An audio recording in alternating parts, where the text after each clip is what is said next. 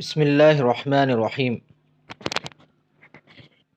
مولانا وحید الدین خان صاحب اور راحت اندوری صاحب، ان دونوں کا آر ایس ایس سے تعلق، اور آر ایس ایس جو کہ ایک ہندوانہ تنظیم ہے، اس کا ان دونوں کے ساتھ کیا رویہ تھا۔ گزشتہ سال اگست 2020 میں مشہور شاعر راحت اندوری کا انتقال ہوا تھا۔ تقریباً 10 مہینے کے بعد مولانا وحید الدین خان بھی اس دار فانی سے رخصت ہو گئے۔ دونوں ہی افراد بین الاقوامی سطح کی شہرت رکھتے تھے اور اپنے اپنے فیلڈ کے نامور شخص شمار کیے جاتے تھے۔ اتنی یکسانیت کے باوجود دونوں میں خاصے تضادات بھی تھے۔ ظاہراً وحید الدین خان صاحب ایک باشرع پابند صوم و صلاۃ مسلمان اور عالم دین کی شناخت رکھتے تھے، تو راحت اندوری ایک بے ریش اور دنیا دار شاعر کے طور پر جانے جاتے تھے۔ شریعت کے پابند بھی نہیں شمار کیے جاتے تھے، لیکن تعجب کی بات یہ ہے کہ آر ایس ایس کی نگاہ میں ایک بے ریش دنیا دار شاعر قابل تنقید تھا، جبکہ ایک دیندار عالم سمجھا جانے والا شخص قابل تعریف تھا۔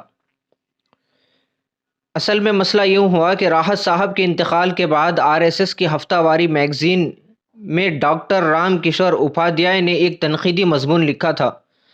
اپنے مضمون میں انہوں نے راحت صاحب کی شاعری پر نقد کرتے ہوئے کہا تھا، ان کی شاعری میں جہاں کہیں بھی ہندوستان پر فخر کیا گیا، وہ گاندھی جی کا ہندوستان نہ ہو کر مغلیہ ہندوستان ہے، جس کے سلطان مسلمان ہیں۔ وہ خود کو ہندوستانی اجداد کی جگہ مغلوں سے جوڑ کر اشعار لکھتے تھے۔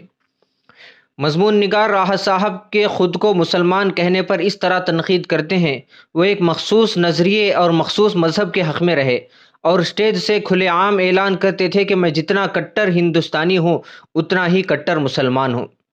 2002 میں گجرات کے گودرا حادثے پر ان کا یہ خطاب بہت مشہور ہوا تھا، جن کا مسلک ہے روشنی کا سفر وہ چراغوں کو کیوں بجھائیں گے، جن کا مسلک ہے روشنی کا سفر وہ چراغوں کو کیوں بجھائیں گے، اپنے مردے بھی جو جلاتے نہیں زندہ لوگوں کو کیوں جلائیں گے۔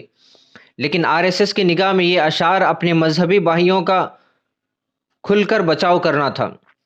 یہی نہیں بلکہ سوشل میڈیا پر بی جے پی کے آئی ٹی سیل نے راحت صاحب کے انتقال پر ٹویٹر ٹرینڈ بھی چلا کر خوشیوں کا اظہار بھی کیا تھا، اور ان کے مشہور اشعار میں تحریف کر کے نہایت بدتمیزی کا مظاہرہ کیا گیا۔ اب ذرا تصویر کا دوسرا رخ بھی دیکھیں کہ ٹھیک 10 مہینے کے وقفے پر مولانا وحید الدین خان صاحب کا انتقال ہوا، جن کی شہرت ایک عالم دین کی تھی، جو ظاہراً ایک باشرع اور باعمل مسلمان نظر آتے تھے۔ جیسے ہی ان کے انتقال کی خبر آئی تو آر ایس ایس کے کارگزار امیر دتاتریہ ہسابولے اس طرح خراج عقیدت پیش کرتے ہیں: پدم بھوشن مولانا وحید الدین خان کے انتقال سے ملک نے اسلام کے ایک سچے عالم کو کھو دیا ہے، جو ہمیشہ مذہب کی صحیح تعبیر و تشریح کے ذریعے خیر سگالی اور اتحاد کا درس دیتے رہے۔ آر ایس ایس ان کے انتقال پر گہرے رنج و غم کا اظہار کرتا ہے اور خدا سے دعا کرتا ہے کہ ان کی روح کو سکون ملے۔ ان سے قبل خان صاحب کی خدمات سے خوش ہو کر بی جے پی حکومت نے سن 2000 میں انہیں ملک کے تیسرے بڑے خطاب پدم بھوشن سے نوازا تھا، جبکہ کچھ وقت پہلے ہی مودی حکومت نے انہیں ملک کے دوسرے بڑے ایوارڈ پدم وبھوشن سے نوازا۔ اگر عمر وفا کرتی تو ان کی خدمات کے عوض سب سے بڑا شہری ایوارڈ بھارت رتن بھی مل سکتا تھا۔ یہ بات اپنے آپ میں کس قدر حیران کن ہے کہ آر ایس ایس جیسی ایک کٹر ہندو تنظیم ایک بے عمل دنیا دار شاعر کے انتقال پر اس کی شاعری اور نظریات پر تنقید کرتی ہے۔